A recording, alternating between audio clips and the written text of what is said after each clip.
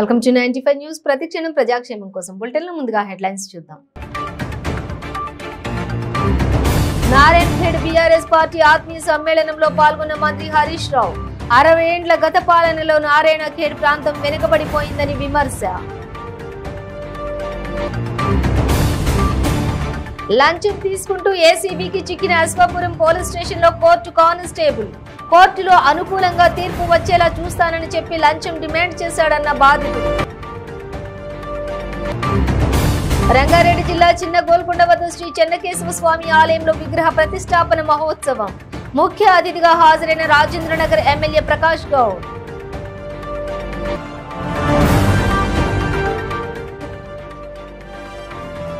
G20 సదస్సు నేపథ్యంలో కళకళలాడుతున్న విశాఖ నగరం.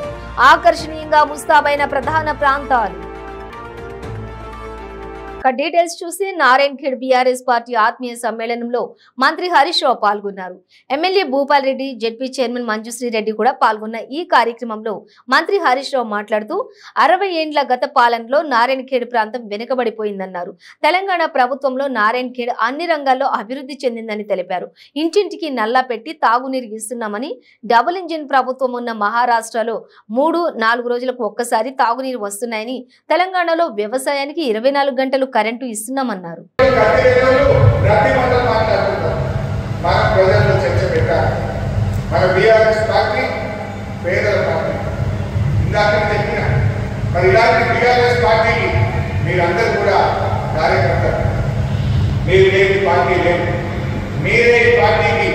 కళ్ళు చెవులు అని మీరే ఈ పార్టీకి మొత్తుగా అయితే మనది ఏమైందంటే చేసింది ఎక్కువ చెప్పుకునే తక్కువ.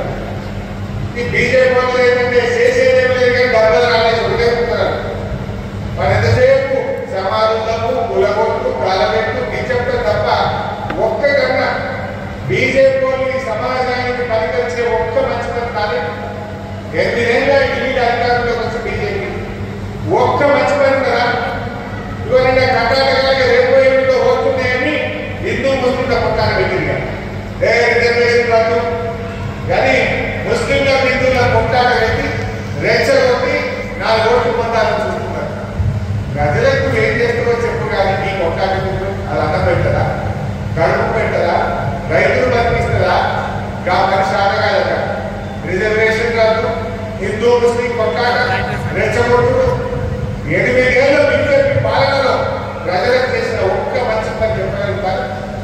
ఒక వర్గం, ఒక సెక్షన్, ఒక రాష్ట్రం ఇది మంచి జరిగింది ఒక్కటం కదా చేసిరు. పెట్రోల్ ధర 100 రూపాయలు దాటించు, డీజిల్ ధర 100 రూపాయలు దాటించు, సిలిండర్ 1200 రూపాయలు దాటించు. ఈ తప్పకు చేసిన మంచి పని ఏంటంటే ఆయన ఇగో మా కేసీఆర్ మేము చెప్తాం మా ముసలిలకు పెద్ద కోట్లు లెక్క నెలకు 2,000 అప్పుడు కేసీఆర్ ధైర్యం ఇగో మేము చెప్తాం మా రైతులకు బాయికాల 24 గంటల కరెంటు, ఎకరానికి 10,000 రైతు బంధు, అదృష్టం బాగా సరిపోతే 5 లక్షల రూపాయలు పడుతుంది. ఇగో ఇది కేసీఆర్ చేసింది. ఇలా చెరువులు నారాయణపేటలో 8 కొత్త చెరువులు తవ్వుతున్నాం. మిషన్ ఖాళీ చేసిన చెరువులు బాగా చేసినాం, కాళేశ్వరం కట్టినాం, గోదావరి నీళ్లు తెచ్చినాం, నల్లవాకు 25 కోట్లు పెట్టి ఆధునీకరించినాం. ఇలా మంచిగా నీళ్లు వస్తున్నాయి, 2 పంటలు పడుతున్నాయి. నారాయణపేటలో మార్కెట్ పెట్టాం, పండిన ప్రతి గింజను కూడా కాంటా పెట్టి కొట్టున్నాం. శనగలు కొట్టున్నాం, సన్ఫ్లవర్ కొట్టున్నాం, తెల్లదొరలు కొట్టున్నాం, బళ్ళు కొట్టున్నాం. రైతులకు ఇబ్బంది లేకుండా ప్రతి గింజ కాంటా పెట్టున్నాం. ఇవాళ కొట్టున్న ప్రభుత్వం మనకి ఆవిష్కరణ. అశ్వాపురం పోలీస్ స్టేషన్ లో కోర్టు కానిస్టేబుల్ గా పనిచేస్తున్న రాంబాబు అనే కానిస్టేబుల్ లంచం తీసుకుంటూ ఏసీబీకి చిక్కాడు.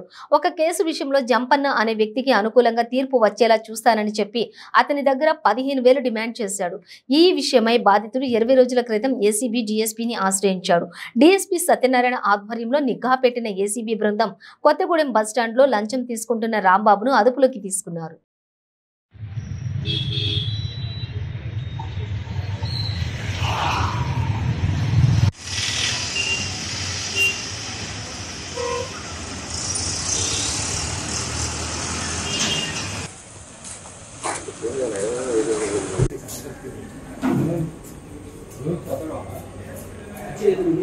Nothing.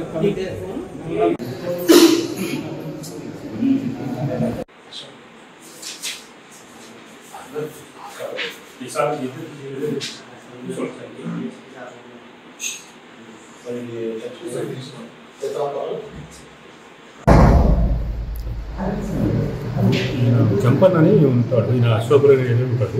ఆయన కానిస్టేబుల్ టెస్ట్ కోసం ప్రిపేర్ అవుతున్నాడు. ఆయన మీద ఒక కేసు ఉంది, ఇక్కడ కేసు ట్రయల్ నడుస్తుంది. పోలీస్ స్టేషన్ నుంచి కొత్తగూడెం సెక్షన్ ట్రయల్ నడుస్తుంది. ఆ కేసుని కొట్టివేయడానికి వీలుగా పనిచేయడానికి ఇక్కడ ఉన్న ముఖ్య రాంబాబు కానిస్టేబుల్ 15,000 రూపాయలు డిమాండ్ చేశాడు. తర్వాత ఈరోజు ఆయన 10,000 రూపాయలు తీసుకుంటుండగా మేము ఆయన్ని గడ్డానికి పట్టుకున్నాము. ఆయన ఈరోజు అరెస్ట్ చేస్తున్నాం. రేపు కోర్టులో ప్రొడ్యూస్ చేస్తాం. రంగారెడ్డి జిల్లా శంషాబాద్ మండలంలోని చిన్న గోల్కొండ వద్ద శ్రీ చెన్నకేశవ స్వామి ఆలయంలో విగ్రహ ప్రతిష్టాపన మహోత్సవం ఘనంగా నిర్వహించారు. రాజేంద్రనగర్ ఎమ్మెల్యే ప్రకాష్ గౌడ్ ప్రతిష్టాపన వేడుకకు ముఖ్య అతిథిగా హాజరయ్యారు. చిన్న గోల్కొండ వద్ద చారిత్రక పురాతన చెన్నకేశవ స్వామి ఆలయాన్ని తొలగించి పునర్నిర్మాణం చేపట్టారు. ఈ నేపథ్యంలో నూతన ఆలయంలో ఆలయ కమిటీ ఆధ్వర్యంలో గత 3 రోజులుగా విగ్రహ ప్రతిష్టాపన మహోత్సవాలు కొనసాగుతున్నాయి. ఉత్సవాల్లో స్వామివారి మూల విరాట్ విగ్రహ ప్రతిష్టాపన మహోత్సవాన్ని ఘనంగా నిర్వహించారు.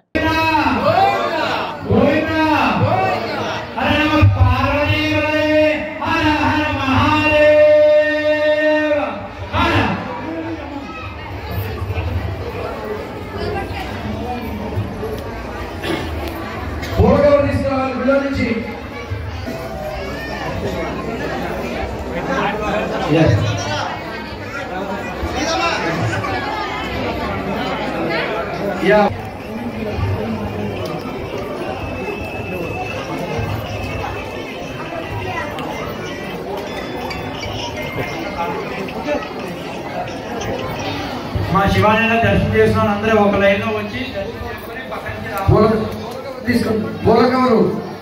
నడవండి.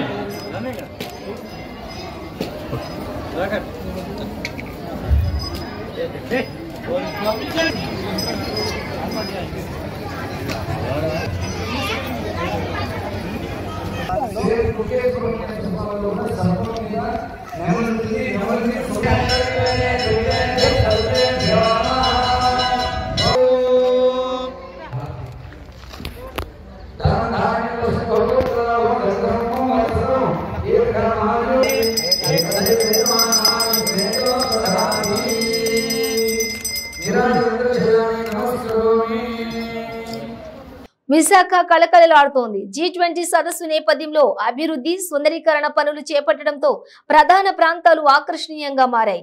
రహదారులు, డివైడర్లు, ఫుట్పాత్లను సుందరంగా తీర్చిదిద్దారు. అతిథులను ఆకట్టుకునేలా ప్రధాన కూడళ్లను విద్యుత్ దీపాలతో శోభాయమానంగా అలంకరించారు. విశాఖలో G20 సదస్సు శోభ ఉట్టి పడుతోంది.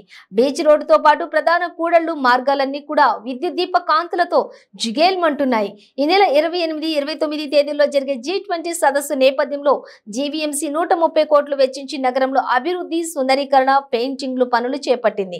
కోస్టల్ బ్యాటరీ నుంచి ఋషికొండ వరకు బీచ్ రోడ్డుని ఇప్పటికే సర్వాంగ సుందరంగా తీర్చిదిద్దారు. సదస్సుకు హాజరయ్యే ప్రతినిధులు ఎయిర్పోర్టులో దిగినప్పటి నుంచి సదస్సు ముగిసి వారు తిరిగి ఎయిర్పోర్టుకు చేరుకునే వరకు వారు తిరిగే మార్గాలు, బస చేసే హోటళ్లు, సందర్శించే ప్రాంతాల్లో రోడ్లు, ఫుట్పాత్లను కూడా కొత్తగా నిర్మించి రంగులతో శోభాయమానంగా తీర్చిదిద్దారు. ఆయా ప్రాంతాల్లోని కూడళ్లలో వాటర్ ఫౌంటైన్లు, కళాఖండాలను ఏర్పాటు చేసి విద్యుత్ దీపాలను అమర్చారు. రోడ్ల మధ్యన ఉండే డివైడర్లు, సెంటర్ మీడియన్ల మొక్కలకు రంగులు వేసి లైటింగ్లు ఏర్పాటు చేశారు. రోడ్లను ఆనుకుని ఉన్న గోడలపై ఆలోచింపజేసేలా మంచి సందేశంతో కూడినటువంటి చిత్రాలను వేశారు. తెలుగు తల్లి ఫ్లైఓవర్ తో పాటు బీచ్ రోడ్ సెంటర్ మీడియన్ లో అద్భుతమైన అందమైన మొక్కలను ఉంచారు. బీచ్ రోడ్ లో గల గత వారం రోజులుగా ఉదయం, సాయంత్రం వేళలో ఏదో ఒక కార్యక్రమం ఏర్పాటు చేసి సదస్సుపై ప్రజలకు అవగాహన కల్పించే ప్రయత్నం చేస్తున్నారు. సదస్సు తేదీలు సమీపిస్తున్న నేపథ్యంలో అందుకు అవసరమైన పనులన్నీ అధికారులు శరవేగంగా పూర్తి చేశారు. దీంతో నగరం సరికొత్త శోభను సంతరించుకుని ఆకట్టుకుంటోంది.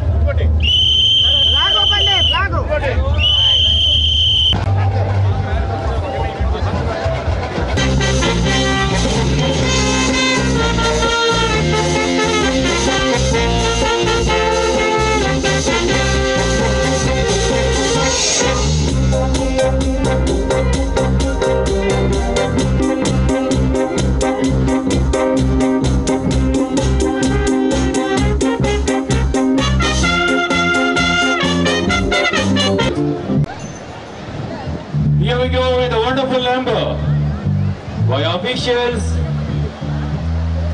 Indian Navy.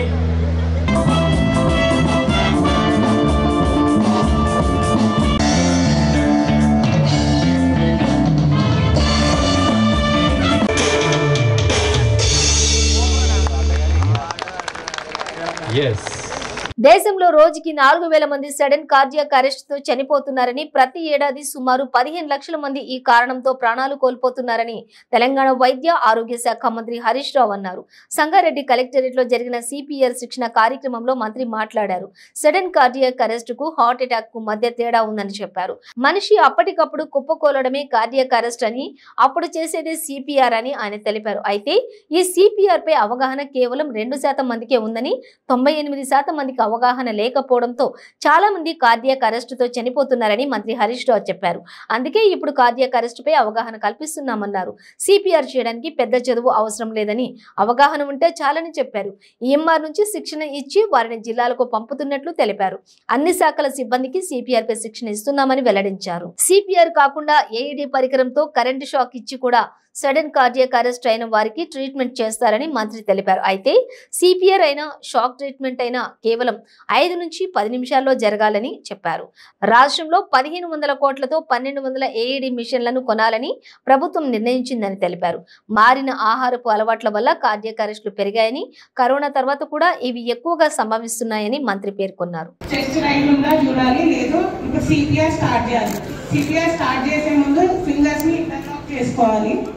తర్వాత ఛాతీ మధ్య భాగంలో 30 సార్లు గట్టిగా నొక్కాలి. 4, 5, 6, 7, 8, 9, 10, 11, 12, 13, 14, 16, 17, 18, 19, 20, 21, 22, 23, 24, 25, 26, 27, 28, 29, 30.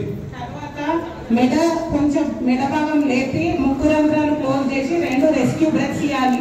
అంటే కృత్రిమ శ్వాస అందించాలి.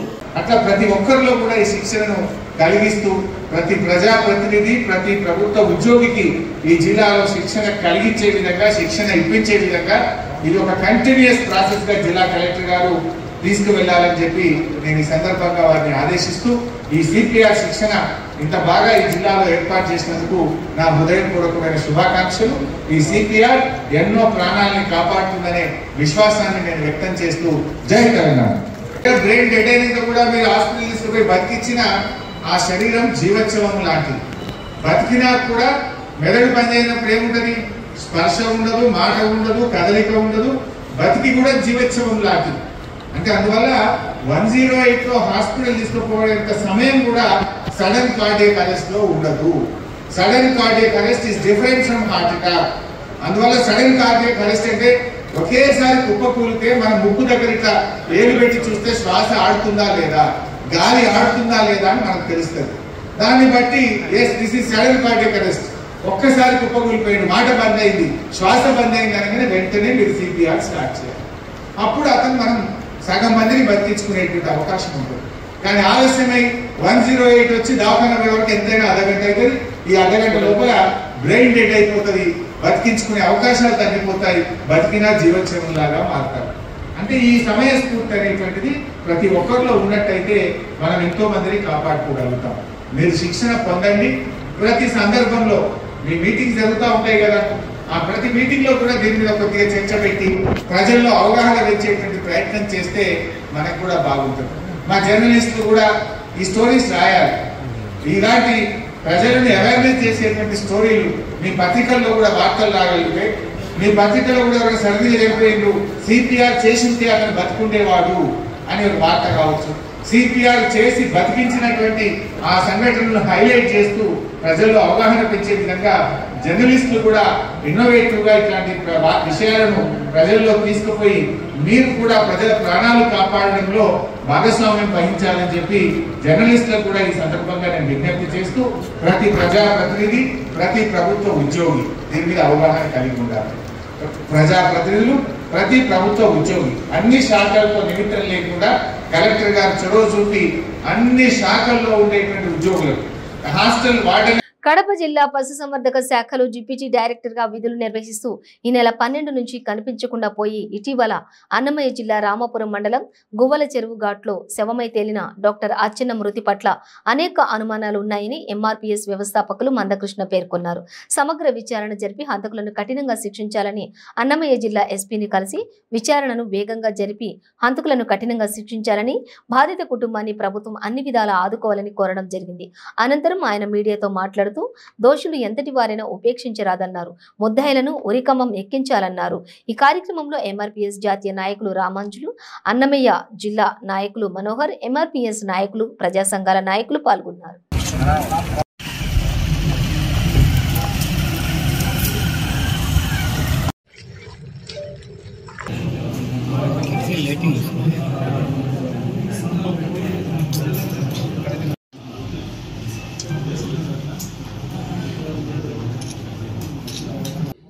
అచ్చెన్న హత్య మీద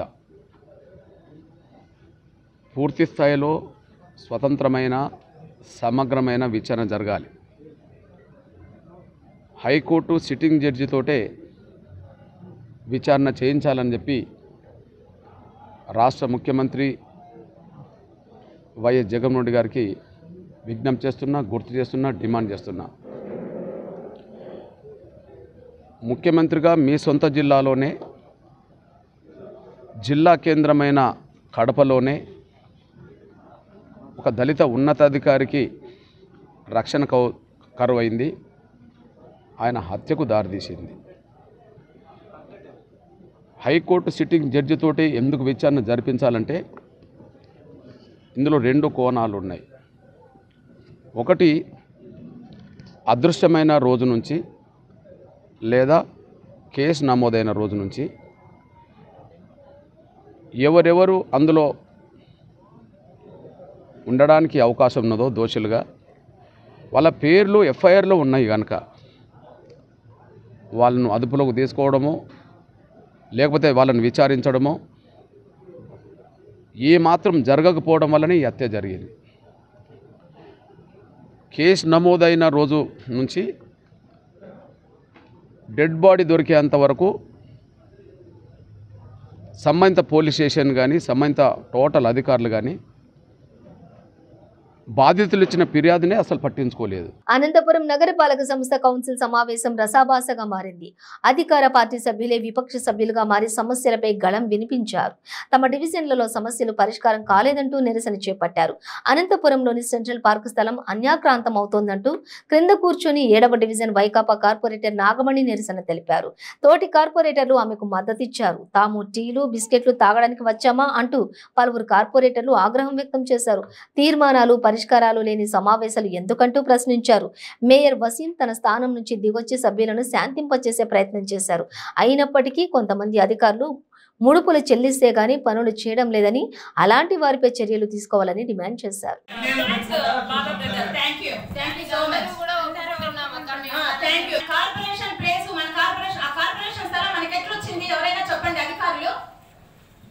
ప్రైవేట్ స్థల యజమానులు 12% ప్రకారము ఇచ్చిండే వచ్చింది.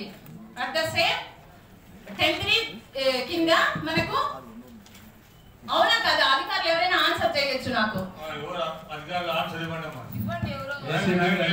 ఇవ్వడము 12% మాకు మౌలిక సదుపాయాల కోసం ఇచ్చినారు వాళ్ళు.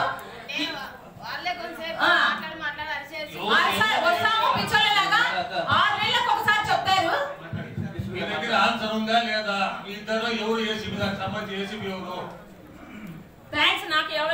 ఏసీబీ శాస్త్రి గారు ఉన్నప్పుడే సర్వే మొత్తం కంప్లీట్ అయింది. ఆయన రిపోర్ట్ ఇచ్చిన తర్వాత ఆయన రిలీవ్ చేసినది వాస్తవమా కాదా మీరు చెప్పండి.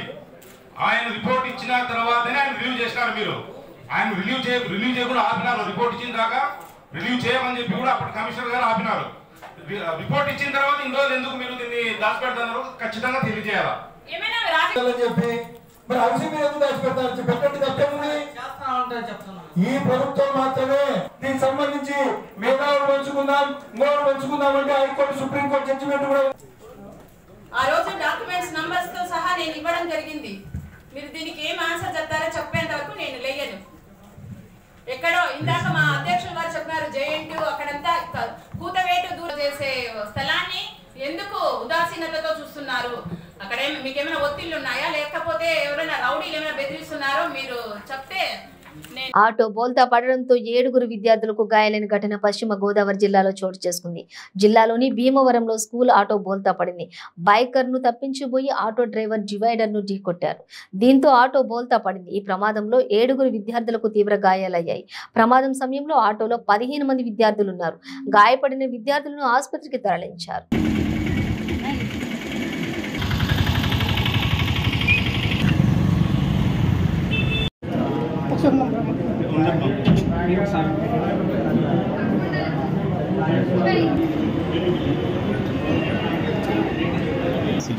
ఇలా వచ్చింది పక్కన సార్ ఇలా వచ్చింది బెడ్ బాగా అన్నట్టున్నాను అలా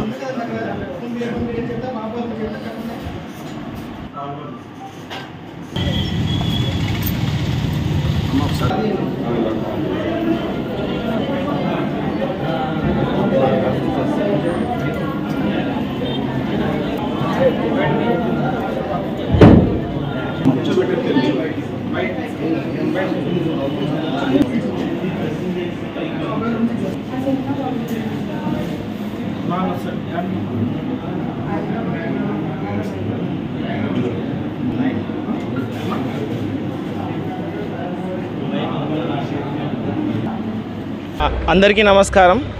ఈరోజు 210 లిమిట్స్లో ఒక స్కూల్ ఆటో గొల్లలకోడేరు నుంచి బయలుదేరి సెయింట్ మేరీ స్కూల్కి వెళ్తుండగా గరగపర్ర రోడ్డు దగ్గర ఒక హోండా యాక్టివా సడన్గా అప్పటికప్పుడు అక్కడ నిలిపుండి సడన్గా అడ్డంగా రావడంతో ఈ స్కూల్ ఆటో డ్రైవర్ సడన్గా బ్రేక్ వేయడంతో ఆటో పల్టీ కొట్టడం జరిగింది. సో దాంట్లో స్కూల్ పిల్లలు ఒక 8 మంది ఉన్నారు. వాళ్ళకు ఈ 8 మందిలో 4 మందికి సివియర్ ఇంజరీస్ అయినట్టు ఇప్పుడే డాక్టర్ గారుతో డిస్కస్ చేయడంగా ఆయన తెలిపి ఉన్నారు. అక్షర హాస్పిటల్లో వాళ్ళు ట్రీట్మెంట్ పొందుతున్నారు. దీంట్లో ఒక అమ్మాయికి తలకు లాసిరేషన్ ఇంజరీ అయింది. ఎంఆర్ఐ స్కాన్ కూడా ఇప్పుడే తీశారు.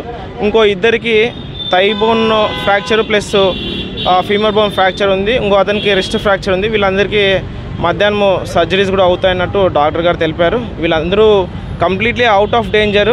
అండ్ దీనికి సంబంధించిన హోండా యాక్టివా ఏదైతే ఉందో అది కూడా ట్రేస్ అవుట్ చేయడానికి ఒక టీం డిప్యూట్ చేసి ఆ హోండా యాక్టివాని కూడా ట్రేస్ అవుట్ తొందరగా చేస్తాము. దీనికి సంబంధించిన హాస్పిటల్ ఇంటిమేషన్ ఇప్పుడే మాకు అందింది. అండ్ కేసు కూడా రిజిస్టర్ చేసి ఇన్వెస్టిగేట్ చేస్తాము. ఇది 210 CA గారు పర్సనల్గా ఇన్వెస్టిగేట్ చేయమని చెప్పి నేను ఇన్స్ట్రక్షన్స్ ఇవ్వడం జరిగింది. Thank you. 8 మంది ఉన్నారు. Thank you. గూడూరు పట్టణంలో 2వ విడత కుక్కలకు స్టెరిలైజేషన్ కార్యక్రమం నిర్వహిస్తున్నామని పట్టణ ప్రజలు సహకరించాలని గూడూరు మున్సిపల్ కమిషనర్ సాయినాథ్ విజ్ఞప్తి చేశారు. తిరుపతి జిల్లా గూడూరు పట్టణంలోని మున్సిపల్ శాఖ వారి ఆధ్వర్యంలో పట్టణ పరిధిలోని కుక్కలను పట్టుకుని వాటిని తిరుపతికి పంపేందుకు చర్యలు చేపట్టారు. పట్టణంలో జరుగుతున్న కుక్కలు పట్టివేత కార్యక్రమాన్ని పర్యవేక్షించిన గూడూరు మున్సిపల్ కమిషనర్ సాయినాథ్ మీడియాతో మాట్లాడుతూ పట్టణ ప్రజలు రక్షణ కొరకు పట్టణంలోని కుక్కలను తిరుపతికి తీసుకువెళ్లి వైద్యుల ఆధ్వర్యంలో స్టెరిలైజేషన్ కార్యక్రమం నిర్వహిస్తున్నామని, ఇప్పటికే మొదటి విడతగా పట్టణ పరిధిలో చేపట్టడం జరిగిందని, ఇప్పుడు 2వ విడత కార్యక్రమం జరుగుతుందని తెలిపారు.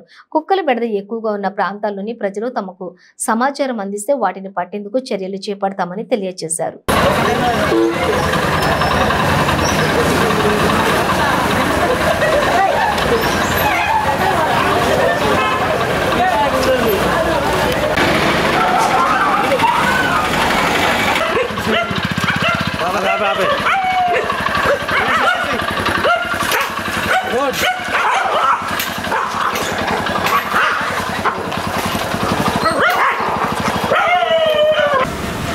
గూడూరు పట్టణ ప్రజలకు నమస్కారం. ఇప్పుడు గూడూరు పట్టణంలో తరచూ కుక్కల వల్ల ప్రజలకి ఇబ్బంది కలుగుతుండటం వల్ల ప్రజల నుంచి వచ్చే వినతులను పరిశీలించి పట్టణంలో ఇంతకుముందు మనము సుమారుగా 300 డాగ్స్కు స్టెరిలైజేషన్ వంటి కార్యక్రమం చేపట్టడం జరిగింది. ఇప్పుడు మళ్ళా సెకండ్ విడతలో భాగంగా ప్రజల నుంచి వచ్చిన వినతులు స్వీకరించడం. సో అందులో భాగంగా పట్టణంలో ఉండే కుక్కలన్నిటికీ స్టెరిలైజేషన్ ప్రోగ్రామ్ చేయించడం జరుగుతుంది. ఏబీసీ కంట్రోల్ ప్రోగ్రాంలో భాగంగా స్టెరిలైజేషన్ కార్యక్రమం జరుగుతుంది. సో ఎవరైతే మీ డాగ్స్ ఉన్నాయో వాటన్నిటినీ మేము మున్సిపాలిటీ తరఫున మేము పట్టించడం జరుగుతుంది. సో వాటిని పట్టించి తిరుపతి హాస్పిటల్కి తీసుకెళ్ళి వాటికి ఆపరేషన్ చేయించడం. 1 వీక్ వరకు ఈ డాగ్స్ అన్ని వాళ్ళ అబ్జర్వేషన్ నుండి 1 వీక్ తర్వాత మళ్ళీ తీసుకొచ్చి మామూలుగా ప్రజలకు ఇబ్బంది లేకుండా చేయించడం జరుగుతుంది. తిరుమలలో భక్తులను ఉచితంగా రవాణా చేసేందుకు 10 నూతన విద్యుత్ ధర్మరథాలను టీటీడీ చైర్మన్ వైవి సుబ్బారెడ్డి ప్రారంభించారు. ఒలెక్ట్రా సంస్థకు చెందిన 18 కోట్ల విలువైన ఈ విద్యుత్ బస్సులను హైదరాబాద్ కు చెందిన mega engineering and infrastructures limited సంస్థ టీటీడీకి విరాళంగా అందజేసింది. ఈ సందర్భంగా ఈవో ఏవి ధర్మారెడ్డి, జేఈఓ వీరబ్రహ్మంతో కలిసి చైర్మన్ తిరుమలలోని రాంబగీచ విశ్రాంతి గృహాల వద్ద ధర్మరథాలకు ప్రత్యేక పూజలు నిర్వహించారు. జెండా ఊపి బస్సులను ప్రారంభించారు. అనంతరం చైర్మన్ మీడియాతో మాట్లాడుతూ తిరుమలలో పర్యావరణ పరిరక్షణ కోసం వాహన కాలుష్యాన్ని తగ్గించడానికి డీజిల్ వాహనాల స్థానంలో దశల వారీగా విద్యుత్ వాహనాలు ప్రవేశపెట్టాలని టీటీడీ బోర్డు నిర్ణయించిందన్నారు. ఇందులో భాగంగా మొదటి దశలో తిరుమలలో విధులు నిర్వహిస్తున్న అధికారులకు 35 విద్యుత్ కార్లు ఇచ్చామని చెప్పారు.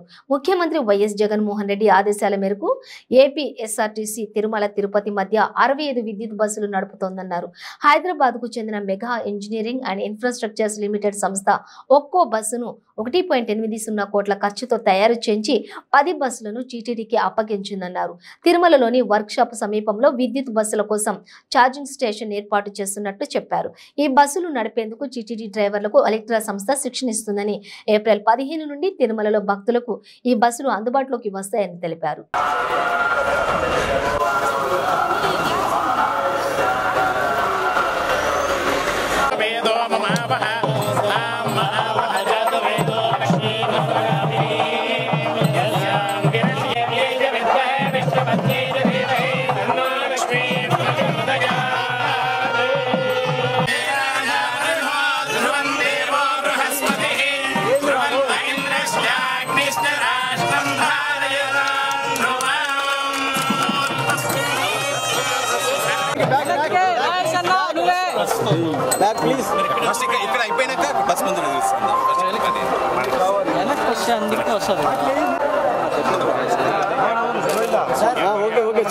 తిరుమలలో భక్తుల కోసం ఒక ప్లేస్ నుంచి ఇంకో ప్లేస్కి పోవటం కోసం, ప్రయాణం చేసే భక్తుల కోసం ఉచితంగా ధర్మరథాలని నడిపే సాంప్రదాయం చాలా సంవత్సరాల నుంచి ఉంది. ఆ ధర్మరథాలను కూడా దాతల సహాయంతో, ముఖ్యంగా మెగా ఇంజనీరింగ్ ఇన్ఫ్రాస్ట్రక్చర్ కంపెనీ యాజమాన్యం, తిరుమల తిరుపతి దేవస్థానం నుంచి ఇట్లా ధర్మరథాలను కూడా ఎలక్ట్రిక్ ధర్మరథాలను నడిపితే తిరుమల కొండలపై పర్యావరణాన్ని కాపాడటానికి ఎంతో దోహదం చేస్తుంది అని మేము అభ్యర్థించిన మీదకు మెగా ఇంజనీరింగ్ ఇన్ఫ్రాస్ట్రక్చర్ లిమిటెడ్ యాజమాన్యం ముందుకొచ్చి 10 ధర్మరథ బస్సులను ఉచితంగా నడపడం కోసం సుమారుగా ఒక్కొక్క బస్సు 1,80,00,000 రూపాయలు చేస్తుంది. 10 బస్సులు సుమారుగా 18 కోట్ల రూపాయల విలువైన 10 బస్సుల్ని ఈరోజు ఉచితంగా అందజేయడం జరిగింది. ఈ 10 బస్సులను కూడా రాబోయే వారం 10 రోజుల్లో కొండపై భక్తులను ఒక ప్రదేశాన్ని నుంచి ఒక ప్రదేశానికి చేర్చేదానికి ఏ విధంగా ధర్మరథం బస్సులు ఇదివరకు డీజిల్ బస్సులు ఉన్నాయో వాటి స్థానంలో ఈ 10 బస్సులను మాత్రమే వాడే కార్యక్రమం త్వరలో చర్యలు తీసుకుంటామని చెప్పి ఈ సందర్భంగా తెలియజేస్తాం. బులెటిన్ ముగించే ముందు హెడ్లైన్స్ మరోసారి. నారాయణఖేడ్ బీఆర్ఎస్ పార్టీ ఆత్మీయ సమ్మేళనంలో పాల్గొన్న మంత్రి హరీష్ రావు. 60 ఏండ్ల గత పాలనలో నారాయణఖేడ్ ప్రాంతం వెనుకబడిపోయిందని విమర్శ. లంచం తీసుకుంటూ ఏసీబీకి చిక్కిన అశ్వాపురం పోలీస్ స్టేషన్ లో కోర్టు కానిస్టేబుల్. కోర్టులో అనుకూలంగా తీర్పు వచ్చేలా చూస్తానని చెప్పి లంచం డిమాండ్ చేశాడన్న బాధితుడు. రంగారెడ్డి జిల్లా చిన్న గోల్కొండ వద్ద శ్రీ చెన్నకేశవ స్వామి ఆలయంలో విగ్రహ ప్రతిష్టాపన మహోత్సవం. ముఖ్య అతిథిగా హాజరైన రాజేంద్రనగర్ ఎమ్మెల్యే ప్రకాష్ గౌడ్.